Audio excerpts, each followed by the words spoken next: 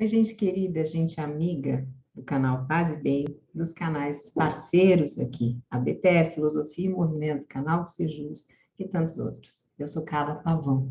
Estamos juntos, juntas e juntos para mais um Paz e Bem. No dia de hoje, as reflexões que eu trago são acerca deste livro aqui. Eu vou ler o nome do livro e vou ler o texto também, porque eu não tenho ele digital. Tá? Então, o livro se chama Educação para a Imortalidade. O crédito é de Cristina Maria Macedo de Alencar, pela editora Comênios, editora coordenada por Dora Encontre, que está conosco aqui no canal Paz e Bem, com o Paz e Bem aos sábados e com o Semeando Espiritualidades às quintas-feiras, quinzenalmente, às 17 horas. Então, o capítulo que eu vou conversar com vocês, que eu achei bastante interessante, é o capítulo 2, a problemática da educação para a morte. Eu vou pegar um recorte dele, né? Não é todo o texto, mas se vocês quiserem, a gente pode continuar conversando sobre isso, que é a religião não garante uma boa morte. É uma reflexão sempre muito interessante, principalmente em épocas de teologia da prosperidade que nós vivemos, então existe muito isso. E disse-lhes: Por que estáis dormindo? Levantai-vos e orai, para que não entreis em tentação. Lucas capítulo 22, versículo 46. Recordando a prece em Getsemane, somos obrigados a lembrar que inúmeras comunidades de alicerces cristãos permanecem dormindo nas convivências pessoais, nos mesquinhos interesses, nas vaidades efêmeras. Falam do Cristo, referem-se à sua imperecível exemplificação como se fossem sonâmbulos, inconscientes do que dizem e do que fazem, para despertarem tão somente no instante da morte corporal em soluços tardios. Emmanuel está numa obra de 1994, que é Caminho, Verdade e Vida. Nem tudo de Emmanuel, para mim, é refutável, né? E nós sabemos que o Sérgio Aleixo tem sérias críticas, mas aqui é um texto que é bastante reflexivo, é que a gente pode fazer bastante reflexões. Hoje eu estou tropeçando na língua, gente, desculpe. Então, vamos lá. Ela vai dizer o seguinte, que a ciência ocidental, nas suas academias, não trata da vida na dimensão espiritual, exceção feita às comunidades científicas. Isso a gente sabe bem que existem poucas comunidades científicas que acolhem pesquisas de relacionamento, ciência e espiritualidade. Uma delas, inclusive, a Dora traz sempre a experiência dela como médium, junto ao psicólogo e neurocientista Júlio Pérez e ao Alexander Moraes, que acolhem a pesquisa sobre espiritualidade, especificamente sobre espiritismo, dentro da universidade, usando meios científicos e parâmetros para isso. Isso eu sei falar sobre espiritismo. Se vocês souberem sobre outras espiritualidades, deixem aí nos comentários. Então, aqui, voltando à autora. Por isso, buscamos compreender as interferências das religiões no processo de morrer, e compreendendo que o espírito evolui em mortalidade e instrução, como apela o espírito verdade aos espíritos, amai-vos e instruí-vos, isso está no Evangelho segundo o Espiritismo, e que o Espiritismo assume caráter religioso em suas consequências morais, questionamos os entrevistados sobre seus vínculos com o conhecimento religioso. Esse livro ele traz bastante exemplos, bastante estudos de caso, como se fosse o céu e o inferno de Kardec. Mas vamos ver aqui o que nos espera. Entre os autores espíritas, José Herculano Pires, em 1984, no livro Educação para a Morte, faz severas críticas à religião, tanto em aspectos específicos quanto gerais.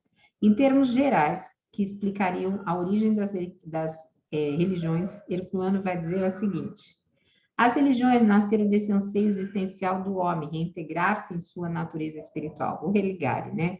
E deveriam transformar-se em escolas de educação para a morte. Não conseguiram esse objetivo em virtude da exigência quantitativa decorrente da febre do proselitismo. Nós sempre dizemos que o espiritismo não faz proselitismo justamente por isso, né? Ficaram no plano da transcendência horizontal, imantadas ao fazer existencial. Quem viu e entendeu claramente esse fato foi Bergson. Se vocês não viram, nós temos programas aqui sobre Bergson, tanto no Ciência na Religião, que a Ângela Moraes traz, quanto Se não me engano, a Fernanda Carlos Borges, na playlist dela, já falou alguma coisa sobre Bergson. Não sei se foi aqui ou no canal Filosofia e Movimento, mas vamos lá.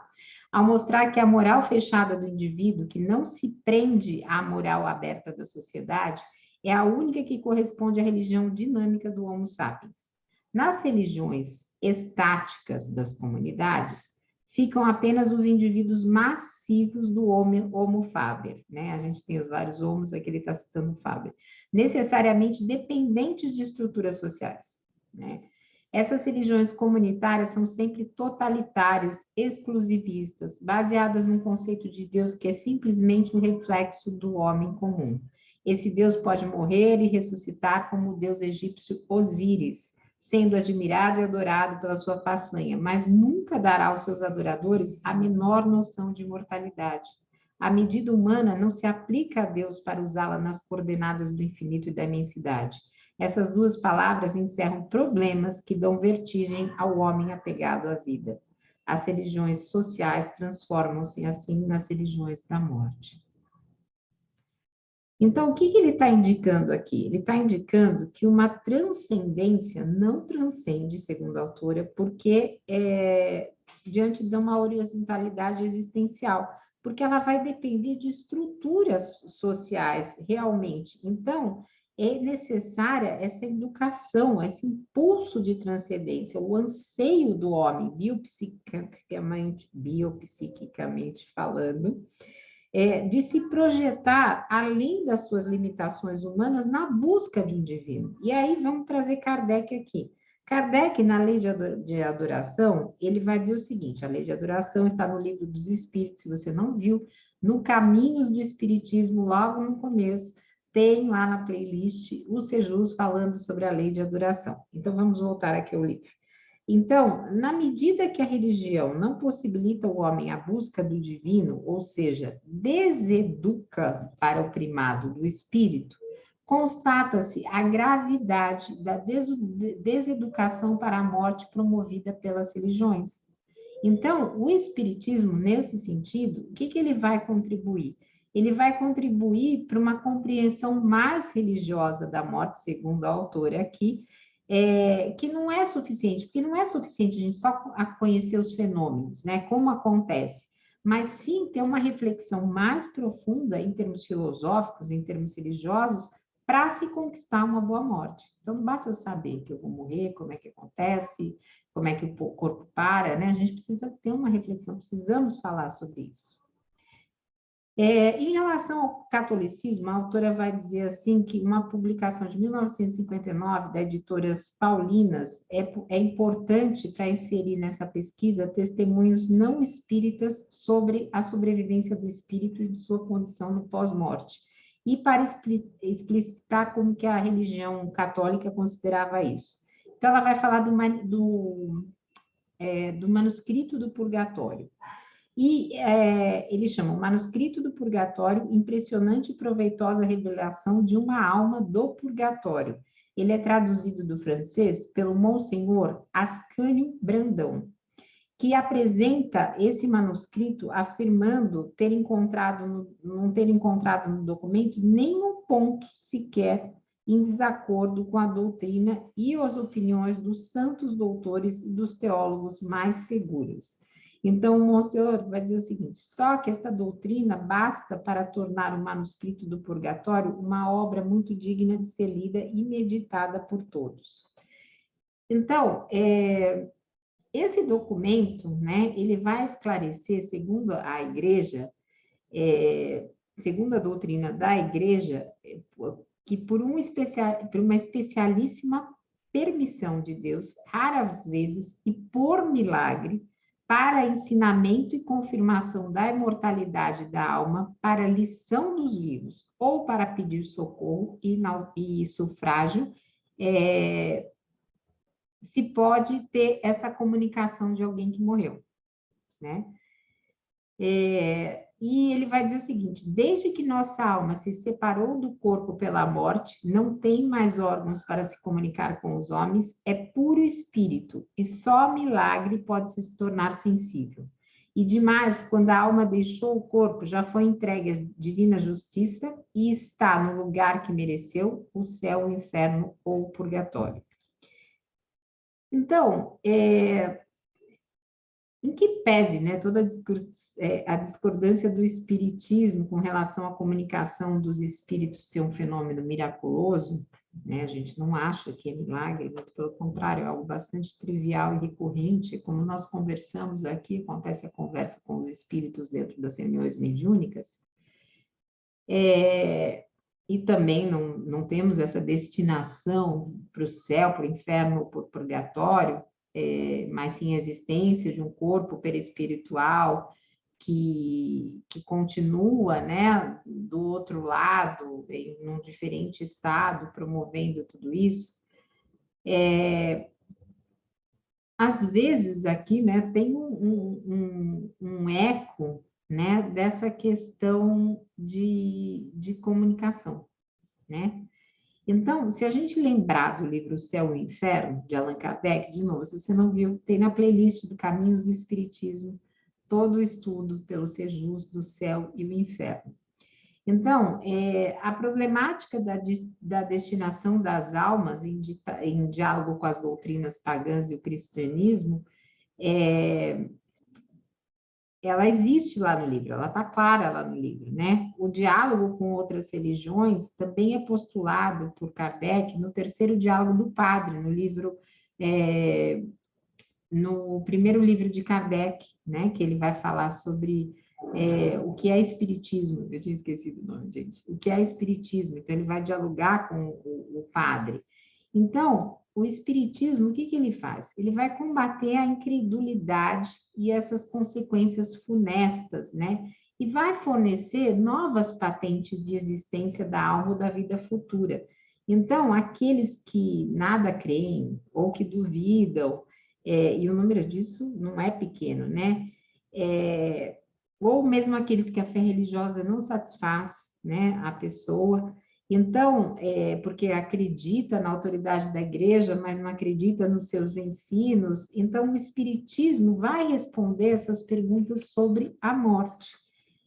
Então, ser religioso não é o suficiente para uma boa morte, porque você pode ser religioso, pode fazer orações, pode fazer tudo o que você acha que está de acordo com aquilo que você segue todos os dias, e pode ter extremo, e pode ter grandes dúvidas sobre esse momento final.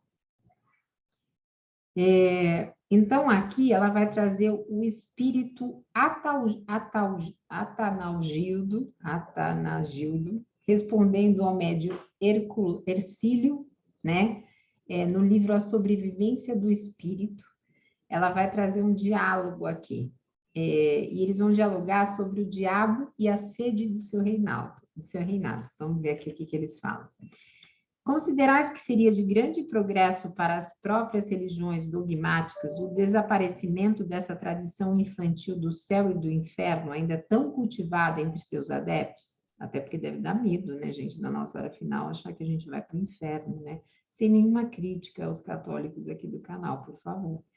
Aí, Atanagildo, tá difícil de falar esse nome, vai dizer o seguinte: o sacerdócio católico e a comunidade protestante há muito que deveriam ter esclarecido a mente dos seus fiéis, fazendo-os compreender que Deus não é um bárbaro impiedoso a punir eternamente os seus filhos, assim como também não é vulgar distribuir prêmios celestiais exclusivos aos fiéis seguidores de suas normas religiosas.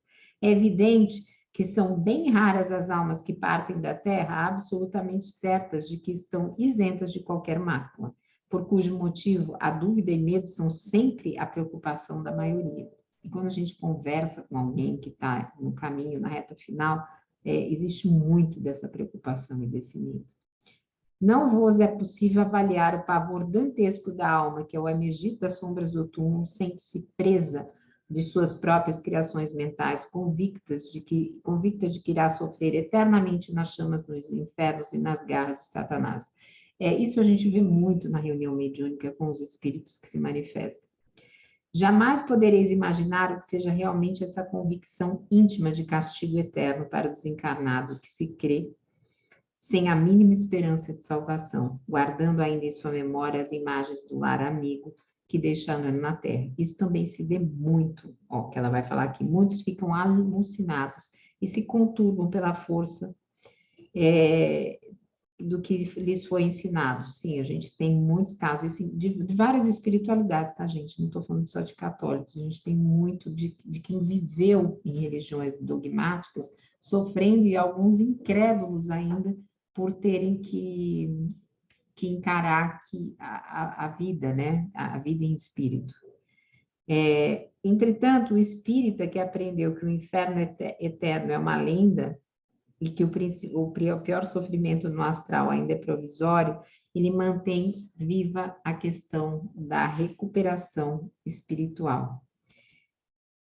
Eu vou parar aqui porque acho que é muito, muito grande esse texto, né? Se vocês quiserem, depois a gente continua, eu vou até marcar aqui onde eu parei, mas aqui, o principal objetivo de hoje era que nós começássemos a conversar sobre essa questão da educação para a morte, né? Então, deixe aí nos comentários como é que você vê a questão da morte, né? E se existe uma vida após para você, como é que é a sua espiritualidade, como é que você desenvolveu essa espiritualidade dentro dessa questão da religião, ou do ateísmo, ou sendo agnóstico, se você sente alguma coisa, se você se prepara para esse momento final. Então, um beijo grande, estamos juntos, juntas e juntos. Paz e bem, gente.